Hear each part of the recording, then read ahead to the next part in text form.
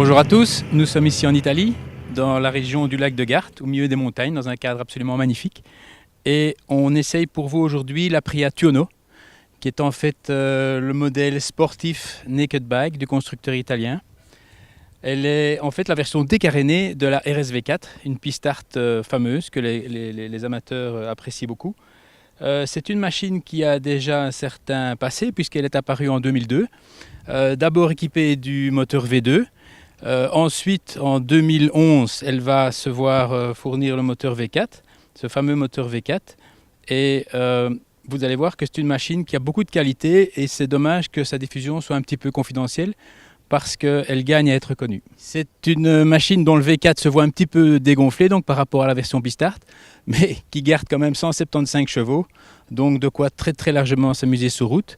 Elle est bardée vraiment d'un tas d'assistances électroniques. Citons dans le désordre un contrôle de traction, bien sûr, un ABS sur l'angle, un shifter bidirectionnel, up and down, un anti-wheeling, un pit limiter et surtout ce modèle Factory, parce qu'ici on vous parle du modèle Factory.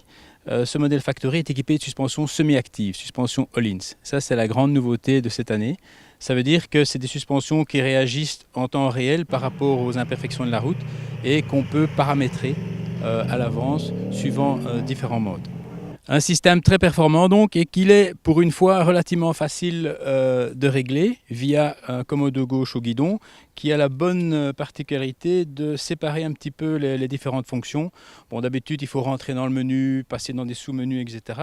Ici via différents boutons il est plus facile, plus aisé de directement modifier les paramètres d'amortissement, d'anti-wheeling, d'ABS, etc. Pour le reste, c'est une machine qui, comme vous le voyez, a quand même une tendance très sportive. On est avec une position fort basculée vers l'avant. Pas trop confortable, bien que la selle soit accueillante, mais ça permet évidemment d'avoir un bon ressenti du train avant sur route. Et c'est évidemment une arme sur les petites routes, tant on a affaire ici à une moto vive, réactive, intuitive, qu'on sent particulièrement bien et qui se manie vraiment du bout du regard, si on peut dire. Le freinage est excellent, étrier monobloc Brembo M50, disque de 330 mm, vraiment difficile à prendre en défaut, avec une excellente sensibilité également. Tel qu'on l'a conduite ce matin, avec peu de kilomètres, il est vrai, il est difficile pour le moment de lui trouver des défauts. Tout au plus peut-on lui reprocher, comme je vous le disais précédemment, une position de conduite légèrement basculée vers l'avant, qui fatigue peut-être un petit peu. On est un peu étonné également de ne pas retrouver un réglage d'écartement pour la poignée d'embrayage.